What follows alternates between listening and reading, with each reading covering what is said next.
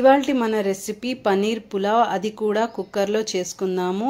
కుక్కర్లో అంటే పనీర్ ఏమైనా మెల్ట్ అయిపోతుంది అనుకుంటారేమో, బట్ అలా కాకుండా పనీర్ పీసెస్ ఉండేలాగానే ట్రై చేద్దాము. ఎలానో చూద్దాము. ముందుగా పనీర్ని తీసుకొని ఇక్కడ క్యూబ్స్గా కట్ చేసుకున్నాను. చూపిస్తున్నట్టుగా కట్ చేసుకోండి. ఇప్పుడు వాటన్నిటిని ఒక ప్లేట్లోకి వేసుకున్నాక కొంచెం ఉప్పు, పసుపు, కారం, 1 స్పూన్ వరకు పెరుగును వేసి ముక్కలన్నిటికీ పట్టేలాగా చక్కగా ముందు కలిపేసుకోండి.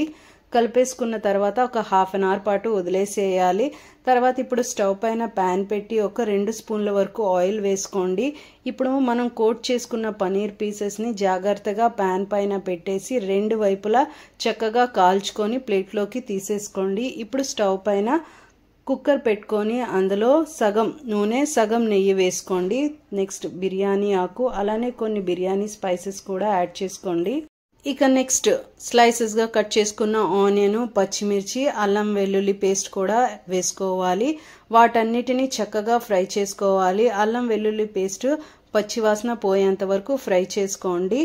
నెక్స్ట్ 1 టమాటోని ఇలా స్ట్రైట్గా కట్ చేసి దాన్ని యాడ్ చేసుకోండి. టమాటో కూడా కంప్లీట్గా ఆప్షనల్, కావాలంటే స్కిప్ చేసుకోవచ్చు.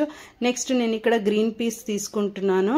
నెక్స్ట్ కొరియాండర్, మింట్ వేసి మరొకసారి బాగా కలిపేసుకున్నాక స్పైసెస్ని యాడ్ చేసుకుందాం. కారం, పసుపు, ధనియాల పొడి, జీలకర్ర పొడి, గరం మసాలా, అలానే వేయించుకున్న మన పనీర్ పీసెస్ని కూడా వేసి చక్కగా కలిపేసుకోండి. ఒకసారి కలిపేసుకున్న తర్వాత 1 గంట పాటు నానబెట్టుకున్న రైస్ని యాడ్ చేసి రైస్ మొత్తం మిక్స్ అయ్యేలాగా కలిపేసుకున్న తర్వాత 1:2 రేషియోలో వాటర్ని యాడ్ చేసుకోండి. 1 కప్పు బియ్యానికి 2 కప్పుల వాటర్ని యాడ్ చేసుకోవాలి. వాటర్ వేసిన తర్వాత ఒకసారి కలిపేసుకున్నాక సాల్ట్ని యాడ్ చేసుకోండి. సాల్ట్ టేస్ట్ చేసిన తర్వాత ఒక హాఫ్ లెమన్ని అందులో పిండేసుకొని మూత పెట్టి 2 విజిల్స్ వచ్చే వరకు కుక్ చేసుకోవటమే. అంతే. Thank you for watching.